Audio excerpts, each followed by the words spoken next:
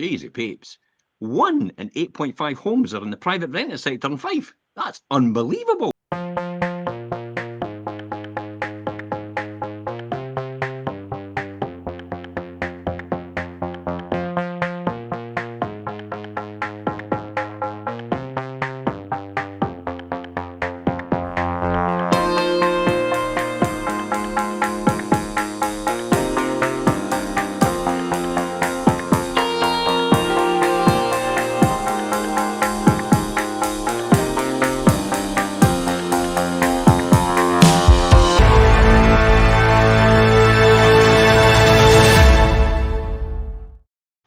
My goodness, where does that leave us, Richard? You want to have a, this is unbelievable. 1.1 in 8.5 houses in Fife homes are actually in the private rented sector.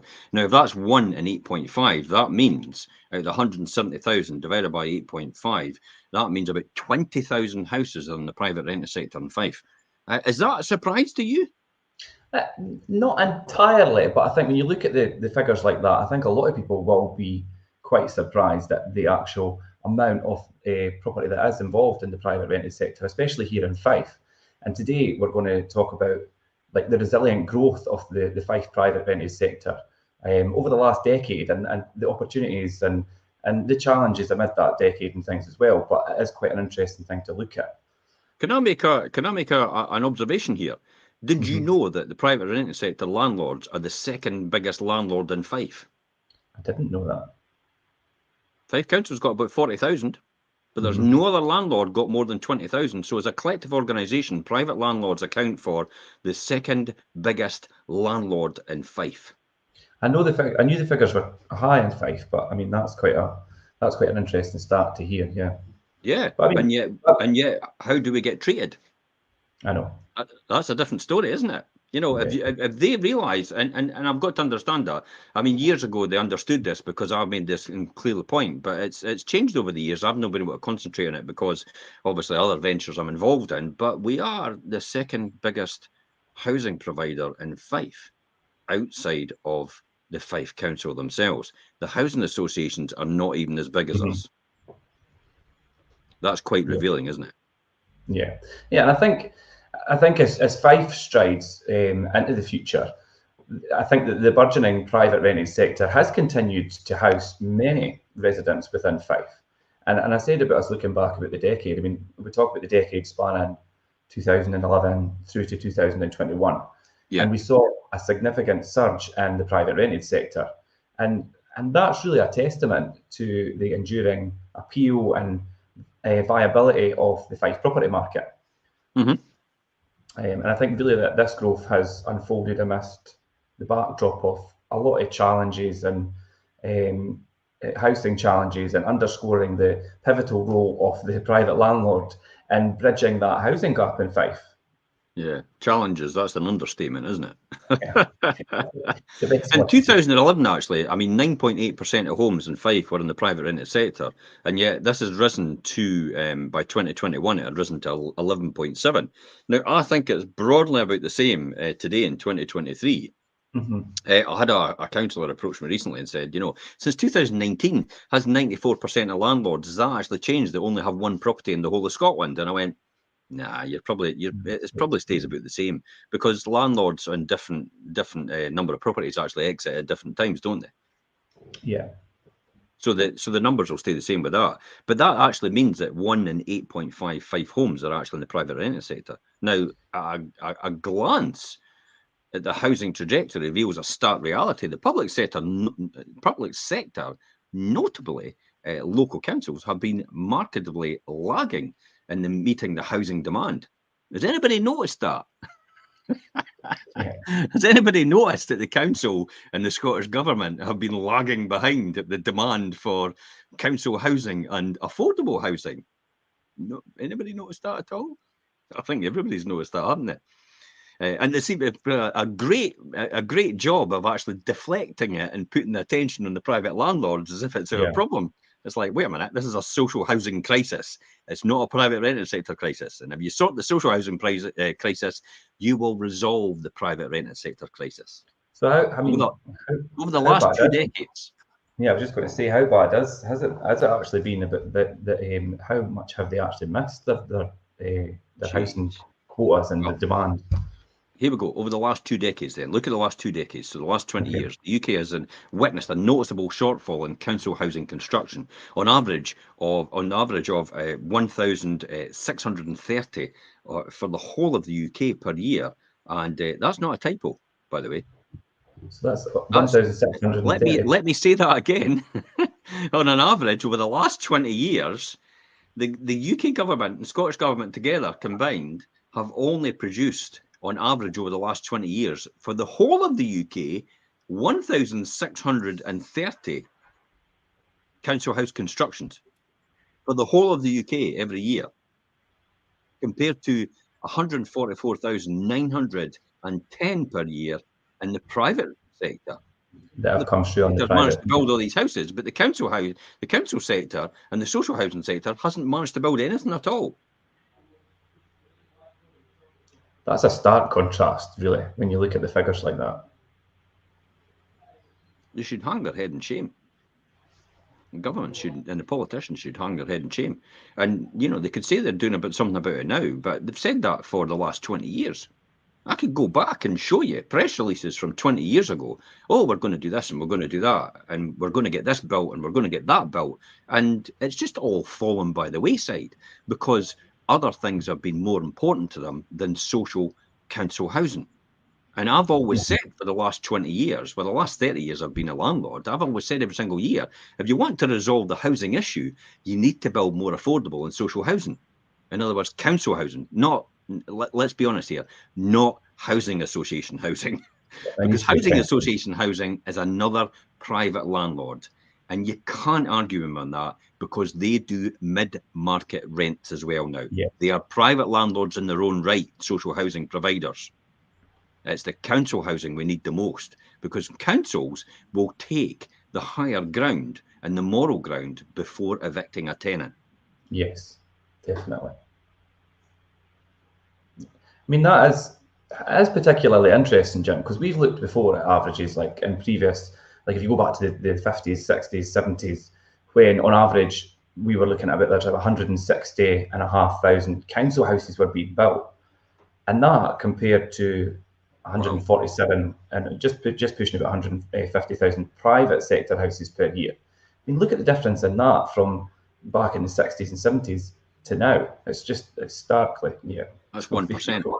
The last 20 years compared to 1950s, 1960s, and 1970s, the governments have only built 1% of what they used to build in the 50s, 60s, and 70s.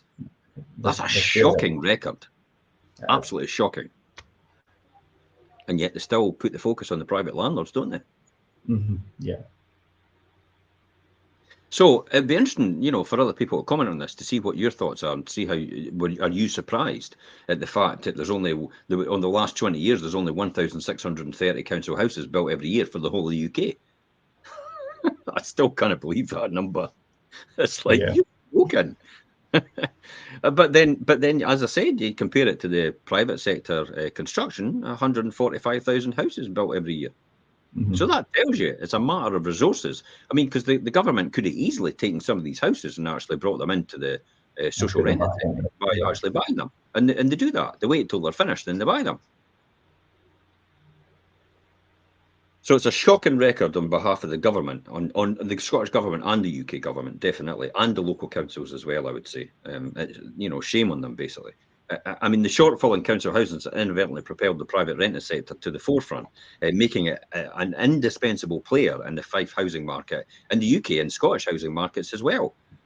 Look at Edinburgh, for example. I remember Edinburgh. The private rented sector, and this wasn't really when this was way before I was involved in private rented property. But I remember working at Standard Life, and Standard Life was talking about private rented sector housing, and they said at the time the private rented sector is key to finding workers to work in Standard Life in Edinburgh because they don't have the availability of housing for the workers to stay in. I mean workers, but they're white collar workers, no blue collar. So professionals and pensions and stuff. But they all rented for that reason, because they couldn't find anywhere else and they needed to rent. And the private rented sector played a key part in that. But now, all of a sudden, this doesn't seem to be acknowledged anymore, I think, by most governments. And, well, the UK government's beginning to warrant it. Michael Gove has especially begun to warrant it and realising it's key and essential to do that.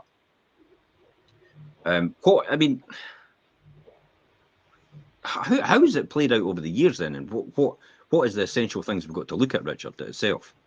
Yeah, I think this growth it's been a bit of a beacon of hope for many, and for landlords, it's a realm of investment and with like promising returns, and when you turn it in, but then while the tenant, if you look at it, it avails the crucial roof over their head in a market where possibly buying your home still remains a distant dream for many, and that is the situation for a lot.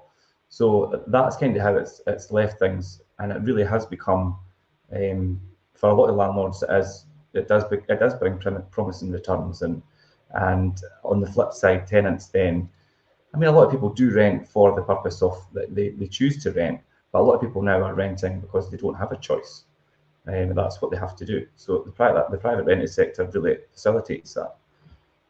Yeah, I mean, the 1980s, when the council housing was actually sold off, it was sold off deliberately because the UK government at the time couldn't afford the huge refurbishment budget in order to get these houses up to level, up to their standard. Yeah.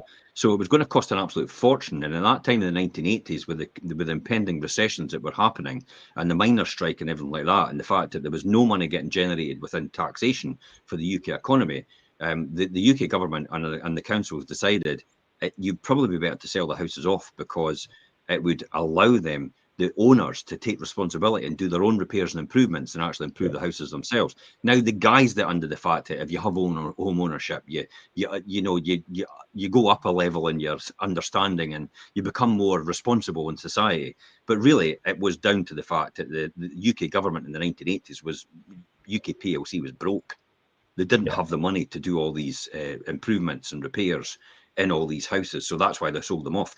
The biggest thing that they didn't do, though, is they didn't replace them over the years. So they've had the best part of, to the 90s, to the 2000s, to the 2010, to the 2020s. They've had 40 years of this in order to replace the stock that they sold off, which was about 70% of the UK housing stock, in terms of 70% of the council housing, social housing stock.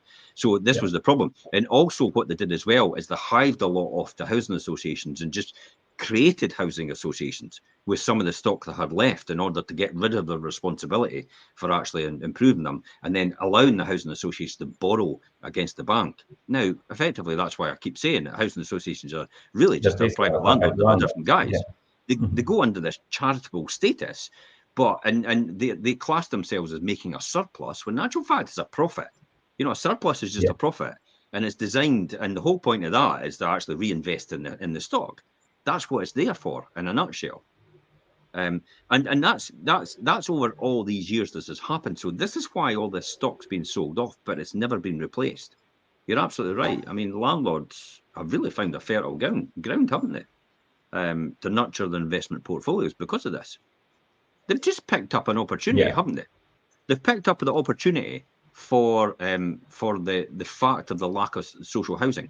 If the social housing situation had been sorted out, the private landlord market wouldn't be as big as it was.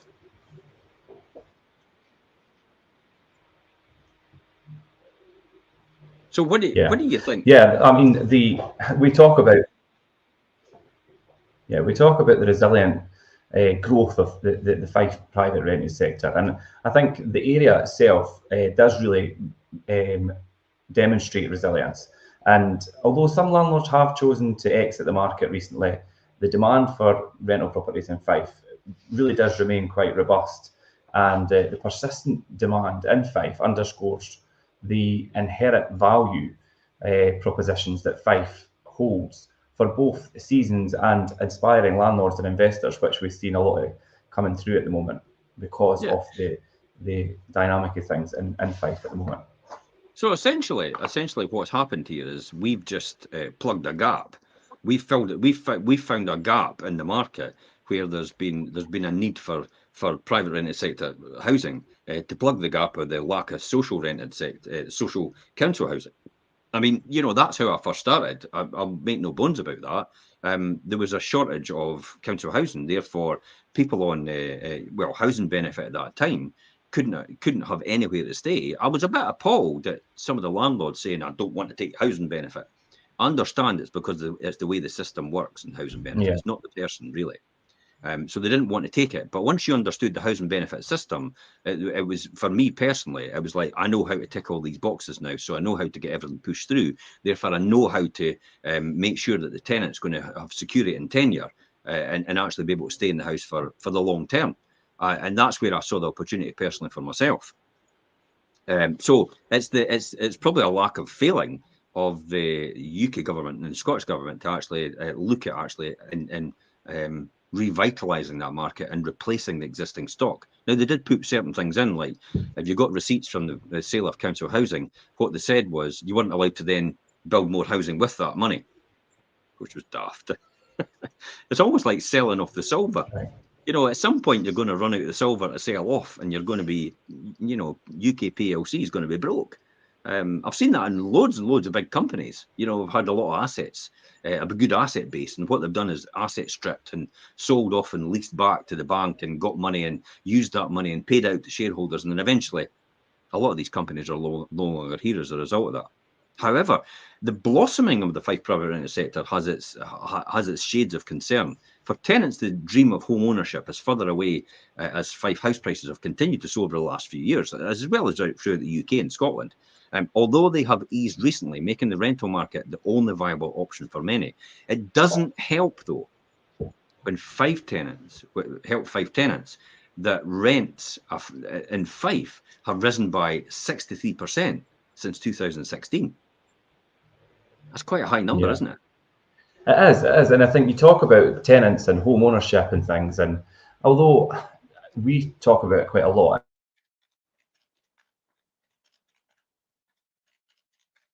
and fewer responsibilities, and a lot of the entry and exit costs are a lot than home ownership. But people's desire to own their own place, they have that sentiment, and it does really resonate deeply among a lot of people in Fife, especially Fife tenants. They do kind of aspire to have home ownership.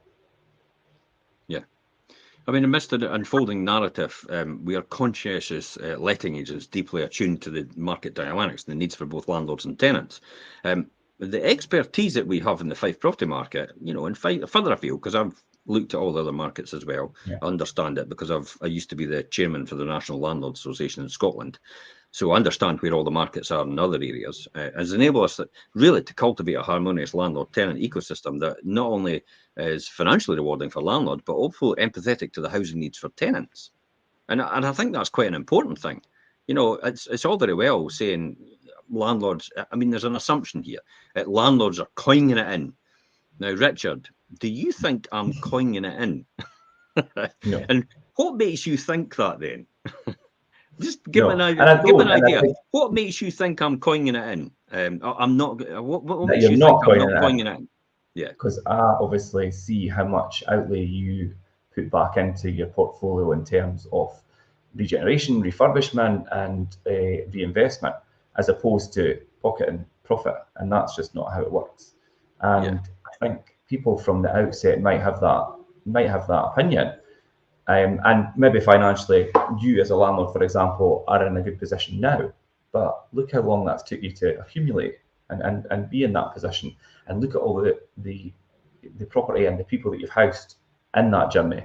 So I think that's the important thing to remember.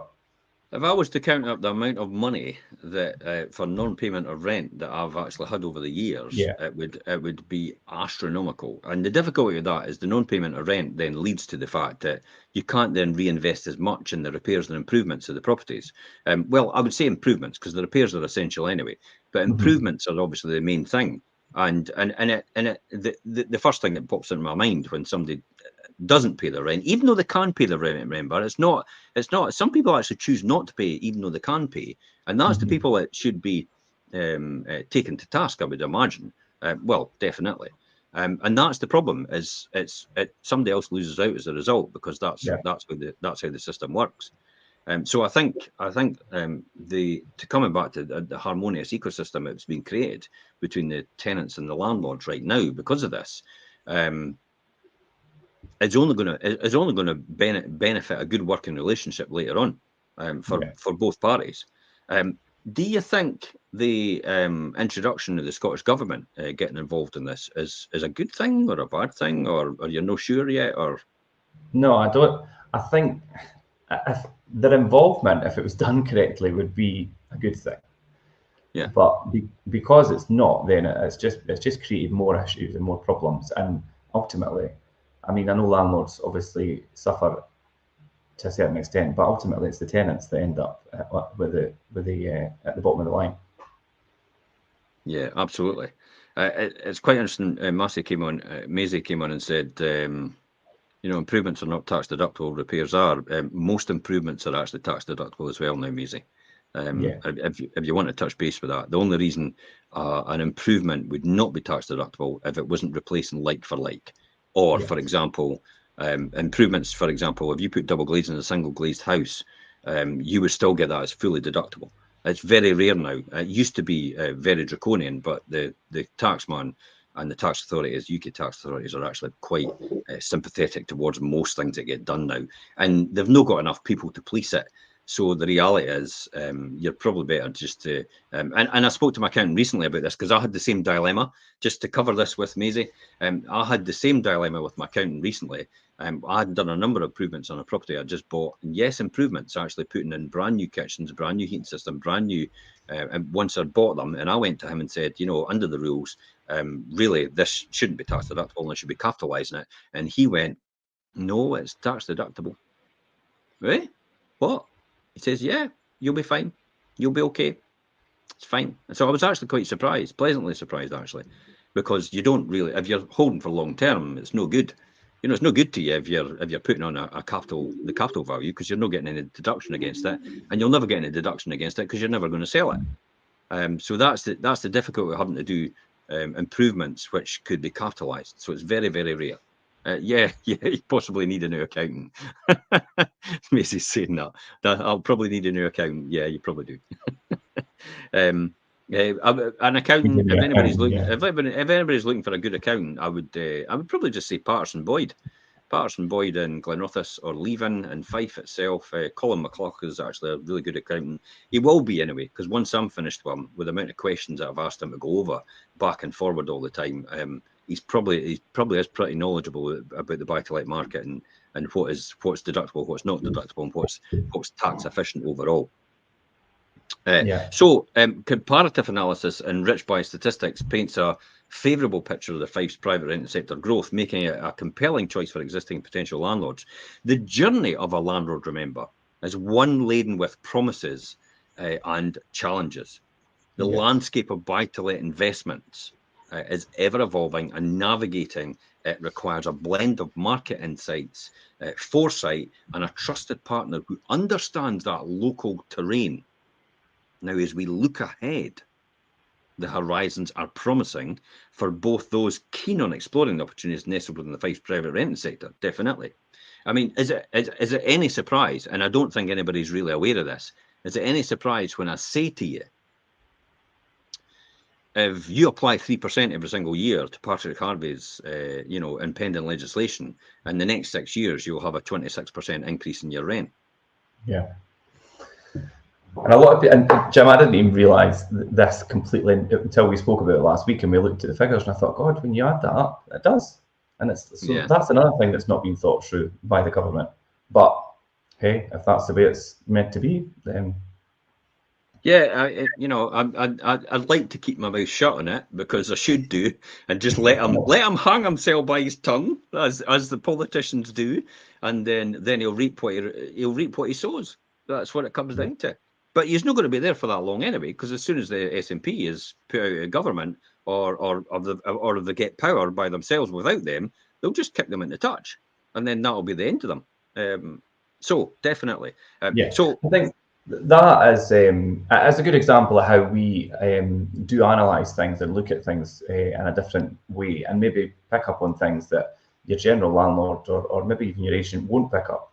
So, I mean, I invite any landlord investor who's obviously nurtured an idea to delve into the Fife rental market. If they want to engage with us, then obviously do that.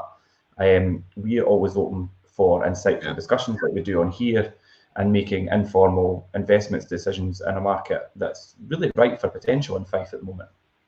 So it's quite interesting. It's quite interesting. You will think typical private landlord wants to maximise their profit and all the rest of it, and that's fine. But I'll give you a classic example recently. So, I know personally there's people renting properties that are 2-bedroom flats in the area for around about £600 a month. So then I've just got another 2-bedroom flat, which is really good condition, and I've just agreed a rent of £495 a month. Yeah. So if I was a landlord who's after profit maximisation all the time, then that's what I would go for. I'd go for £600 a month because I know I'm going to get it because of the restriction in supply right now, and I know somebody will need to take it. However, I'm okay with the 495 just now. I'm okay with that. Now, just let me take you back. £495 a month for a 2-bedroom apartment in Methil, okay? Now, I'll bring you right back to the year 2005, which is almost 20 years ago. How much do you think, Richard? Guess. You maybe don't answer, but if you were going to guess, how much do you think? How much does everybody else think? In 2005, what the rent was for a 2-bedroom flat in Methil? Just, I'd be interested to hear anybody's comment right now.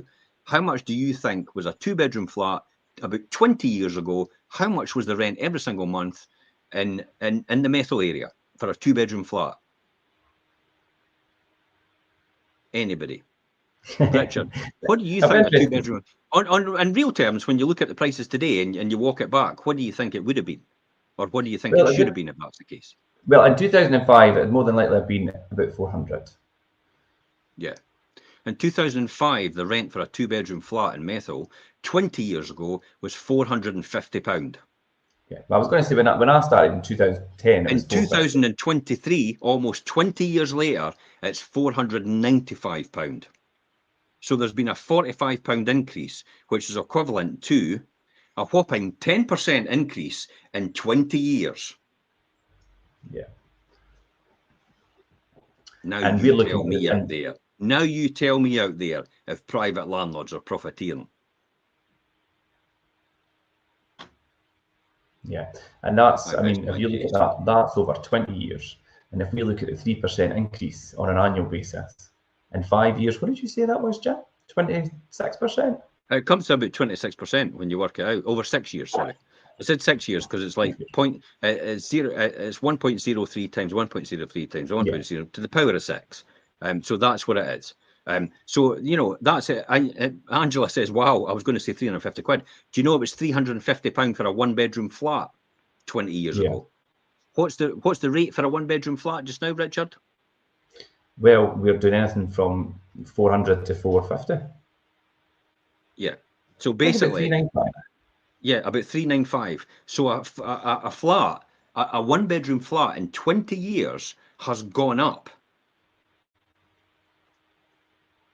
13% in 20 years. And I don't think people realise about the fact that if you look at rents over a long-term period, historically rents haven't risen dramatically. They've not risen really as much as what inflation has risen over these years. But what the government and what the media is choosing to do is isolate it, like we said, how Fife rents have moved up since 2016, 63%. Because what happened is from 2005, they came down to about 2016. Then they started to go back up again. Yeah. So see how we can easily say since 2016, Fife rents have gone up 63%. But in reality, Fife rents in the last 20 years has probably gone up round about 15%. Yeah. Now, let me just 1.03 times 1.03 times 1.03 times 1.03 times 1.03. And Patrick Harvey's actually 5 years, his legislation will be more than what it was for 20 years for private landlords doing it on their own. Who's morally right now? When you think about it, the 3% increase every single year will be more over the next 5 years than it was for almost over the last 20 years for every single private landlord in Fife. Because rents have only gone up about 15% over 20 years in Fife. Yeah. So they've pushed that, obviously. They're the one that's implemented it to that level. Absolutely. So what's he done? He's made it worse for tenants. Yeah. The tenants out there do not know what's coming as a result of what he's done. They're sitting there listening to that guy, and they're actually thinking he's their savior, when in actual fact, he's not. He's the person that's going to destroy it for them. He's actually encouraging every landlord to put their rents up. Put their rents up, yeah. He's encouraging every landlord to put their rents up. I've never put rents up my whole time I've been in this market. I've only put them in between tenure. But now, because of the legislation, I'm getting forced into a position, if I don't plan for the worst, it could end up happening. Murphy's Law. I've just got to say what Murphy's Law we spoke about yesterday. Murphy's Law, and plan for the worst. So I'm forced now to put my rents up as much as I can in order to plan for the worst in case next year comes along and it is the worst case scenario. So tenants will suffer as a result of that, and that's right across every single private landlord in Scotland for that reason. The guy has taught the dog to chase the sledge. And if you don't know what that is, contact us direct and we'll tell you that story. We've got time to talk about it here. So insightful discussions, investments in the right market and potential. The narrative over the past decade is telling companies and potential returns ahead, with potential returns ahead. Being a landlord, okay, is a long-term commitment and shouldn't be influenced by short-term market fluctuations. This is what I keep telling everybody all the time. Everybody's going, I'm exiting, I'm leaving. Listen, that's short-term thinking. We will still be here in 50 years' time. Yeah. And we'll still be in the same position. And prices of property will still go up because in the last 20 years, no matter what anybody says, it's fact. When I say this, in the last 20 years, salaries have doubled. It's a fact. Yeah. If you look up the statistics in the Office of National Statistics, salaries have doubled in the last 20 years. If salaries have doubled, people have more money to pay for higher mortgages. It's a fact. That's all. Yeah. So therefore, I've got money to pay for higher mortgages, because people just think about how much money am I spending every month. Is that acceptable to my budget? Absolutely. I'll get a bigger house then, or I'll get a bigger mortgage. That's what's pushed house prices up. So that's the key there. It will continue to go up because salaries will rise again. I mean, there's some places that are actually in America are asking for 20 and 25% in the automotive industry. That'll just boom the market again. Yeah. And it happens. It's called, if you look at equity investment, it's called a J curve. So what happens in the short term, everything starts to go down, and then, but in the medium to long term, this is how private landlords work as well. This is how the private sector works in terms of investment. You put all your money in the beginning, and you start to lose money because you're doing repairs, improvements, refurbishing, and all the rest of it. You're putting tenants in, you're doing all the property to get it all up to speed. Yeah. You've got a high initial finance cost, you've got furnishing costs, you've got carpets, you've got curtains, you've got wallpaper, and you've got decorating, you've got repairs and improvements, you've got electrics, you've got gas central heat systems, you've got double glazing. You've got all these things to do, roof repairs and all that. So you've got all these things to do in the beginning. So that's why your profit drops. But in the medium to long term, then it starts to go up exponentially. The J curve, it starts to go right up. And then till it goes way beyond what you initially invested in the first place. Way beyond. And that's why property prices double. Yeah. For that reason. So that's what this is all about. This is a medium to long-term business. This is not short-termism. For many landlords, initial investment is not about the quick returns, but it's the long-term benefits, such as property appreciation and the consistent rental income in order to service the debts. Because remember, the tenant's not got any liability for the debts at all, really. They're not paying anybody's mortgage. The mortgage is in the landlord's name. It's the landlord's responsibility to pay the mortgage, not the tenant. All they're doing is paying for the use of the house. Yeah. Then the landlord's using that money to pay for the mortgage that they've got. That's all. Unless the tenant wants to take on the mortgage themselves, but that's home ownership. And they don't want home ownership. Even with rising mortgage rates, the increased rental demand suggests rents could surge by around 20 to 25% in the coming 4 or 5 years. That's guaranteed for us, by the way. Yeah. There's no surge. Patrick Harvey's put a guarantee in. Yeah. Thank you, Patrick. You've put a Patrick. I mean, I shouldn't laugh at that, but I'm laughing at it because it's stupidity at its best. Mm-hmm. It's the very fact that you've put a rental guarantee in for rent increases going through every single year when it was never there before. Yeah. And you've guaranteed it to go through. And that's why in the next 5 to 6 years or 4 or 5 years, you're going to have a guaranteed 20 to 25% increase. Everybody that's a tenant is just going to have to factor that in because it's going to happen whether you like it or not. It's going to happen, yeah, regardless. And that's down to Patrick Harvey and the Greens. Nobody sees that. I'm sure you'll vote him back in. Moreover, long-term appreciation can offer significant returns when it comes to selling properties, especially considering the leveraged nature of property investments. Even in challenging times, holding onto properties aligns with the foundational reasons many entered the buy-to-let market in the first place for. Fife landlords are really playing a crucial societal role, filling a gap left by insufficient social and council housing. Yeah. Yeah, so I mean, in essence, while entering the Fife buy-to-let market, it might feel a bit daunting now and just with everything that's going on, but those already invested should really think carefully before they exit, and I can't express that anymore. And we spoke about it, I think, last week, and it really does make sense to just take a step back and think about what you're doing and don't be too hasty, because people are, a few things are going wrong, they don't weather the storm, sell up, and may live to regret it. Jim, you even spoke about your own experiences of feeling like that at some point in time, but then obviously you come around and changed your mindset and thought, well, what am I doing here? But you can get emotionally involved in this. This is you've got to watch, because you can get emotionally invested into this because you're dealing with people's lives, and that's the reason why it was difficult for me, because I take on people's problems. It's just my nature. So when I have a tenant, it's under duress, under stress, or anything like that, I begin to empathize with them and I begin to feel for them, and it's very, very emotionally draining to have to do that. But you feel compelled to help, and unfortunately, sometimes you want to help them more than they can help themselves, and that's the difficulty here. The frustration involves in that. So if you're that type of landlord, it's difficult to detach yourself from the current situation. However, I'm compelled to stay in the market because I realise if I exit the market, there's going to be a huge hole. Especially if I exit the market, there's going to be a lot of properties actually no longer available for rent. And if it's bad now, wait till you see what happens.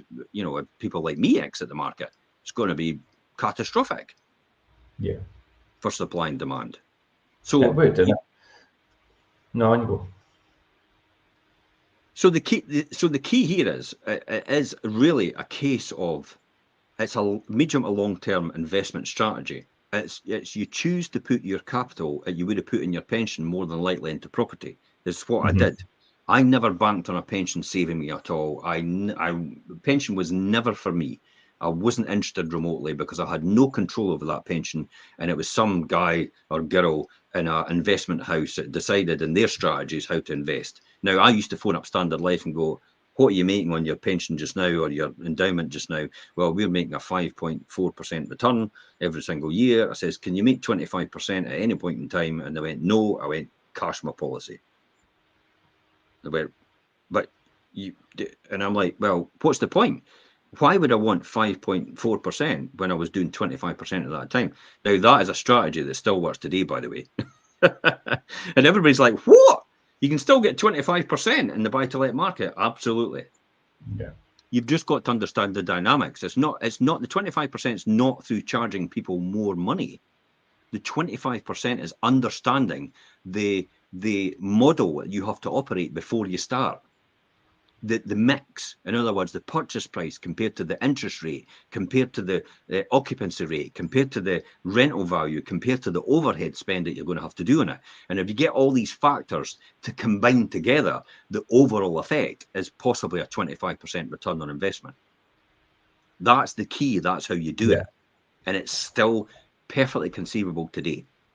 You just have to know what to do in that context. And I don't think anybody's really got that experience and knowledge and expertise just now, because they operate in this restricted environment, and the restricted environment's driven by, dare I say, the gurus that go and teach this, the fake gurus, the people that actually teach this and say, if you do this and you cross that and you tick that box and it's like, and it should work out like this. And most people don't actually start that journey after being on one of these courses, by the way. But it's key and fundamental to understand the dynamics of how to do it, because then it leaves you a good margin, and the margin is there for if anything goes wrong. It's no for you to go on your cruise or your holiday or anything like that. I know I'm going on holiday next week, but it's not my business. It's not anything else other than my savings that are paying for this over numerous years. By the way, any of that for a long time as well. Yeah. Numerous years. If you count up, if anybody out there counts up all the amount of money they've spent on their holidays over the last 30 years, well, that'll far outweigh any holiday I'm going to have. And it could be the most glamorous holiday in the world, and it'll still far outweigh what you've spent on yours to what I would spend on mine. But the key here is, what I was going to say, is you've got to make enough in order to reinvest back into the stock, in order to look after the tenant, in order to have these rainy day things. It's the Murphy's Law. Play the downside. If you get the downside covered, your quid's in. It makes sense, absolutely. So let's finish off here, Richard. Sorry, you were going to say something. What were you going to say? Yeah, to finish, I was going to say, it is true what you say about your connection to your not just your portfolio as a business, but as the tenants and that kind of emotional attachment. And I think especially here in Fife, the private rented sector, it is more than just a market. And it's a community where every landlord's investment it catalyses the broader social good, I think, and every tenant's satisfaction is kind of like a badge of honour.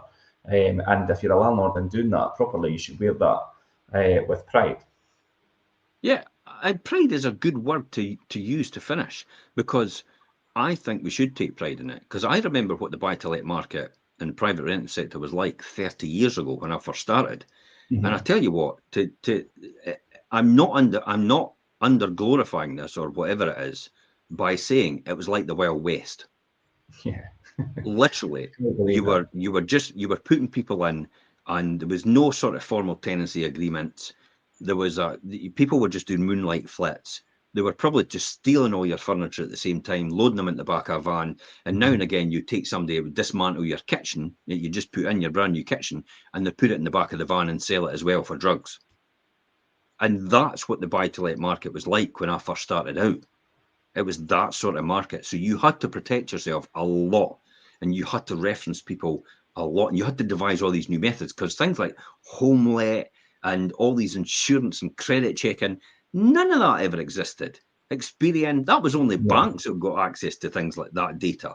It was never us as buy-to-let landlords or even letting agents at that time. It was just a wing and a prayer, and understanding and knowing, and just knowing if that person's right or not, and being able to have a gut feel if you think they're right for the property. Just trusting your gut instincts, But often you took a hit for thousands of pounds of repairs on quite a lot of properties, and moonlight flits quite a lot as well. But that was the nature of the transient population that operated in that market just now. Over the last 30 years and how it's come up, it's now professionalised itself. Private rented sector is now a tenure of choice, whereas when I started, it was a tenure of last resort. Yeah. So a lot of the younger generation now are just opting to rent because they see the fact that it's not anything to do with we can't afford to buy. It's the prudent thing to do. Now, I know that because when Elaine and I first started, guess what? We rented. We rented from a private sector landlord. So I knew what it was like in the experience in the initial, because I didn't have houses at that time. So I knew what it was like, and I knew what it was like trying to get repairs done from a private landlord at that time. But we rented because we wanted to make sure we were right for each other, that we could live together. A lot of couples today, get married, or some of them do. They get married, they've never lived together in their life. They get married immediately and they move into a house, and then the next minute they can't live with each other. Yeah. Because they've never understood each other. So my advice to most couples just starting off for the first time is live together and rent a property, live together to begin with, trial run it, see how you get on. And if it works well together for you in the relationship, then fantastic. Because when you're not together, you don't see every intricacy of what that person is and what they're like. You just see the good stuff when you get together. But that's all about initial courting and things like that. I mean, we're getting into, maybe we should talk about that in the Wealthcation show. Good, that's a good one. But because you're getting into the realms of you're not having to live with somebody and maybe picks their feet, and scratches their bum. And all these different things. You know what I mean? It's like they pick their toenails and chuck them on the ground, or they pick their nose and flick their bogies and stuff. And that's the sort of thing you don't see. Yeah, but that's the thing you don't see when you're courting, is it? So that's why I'm a big fan of, live together to begin with, and maybe get a private rented sector. Don't commit yourself to a mortgage right away, and see if you're right for each other. And then once you're right for each other, go and buy your first house. Incidentally, right now, 30% of properties actually getting sold in the market are to first-time buyers. 30% of properties getting sold as well are to cash buyers. And the other 30%, or the third, is mortgage holders. So it's very, very encouraging to see more first-time buyers come into the market, because that's what we need in order to keep the lifeblood of the market and the property market. So this is quite a healthy improvement for the property market overall. But as well, the great thing about some private landlords is when it does go a bit different and the market does change a bit and first-time buyers aren't available, the private sector is there to pick up the slack. Yeah, that's where there's a huge benefit in the private sector, the rental market, because they pick up the slack at the lower end, at the bottom end, because obviously they have to buy a more affordable house in order to rent it for a more affordable rent. They can't just buy something, at 300, 400,000 and try to rent it for 500 quid a month. That's just no economically viable. That's not even a proper return on capital. They've been as well taking their money and just putting it in the bank, and it's just and it's literally just making probably just as much, if that's the case. So, to finish off, Richard, what's your final thoughts on this before we finish off? Because I could go on for that.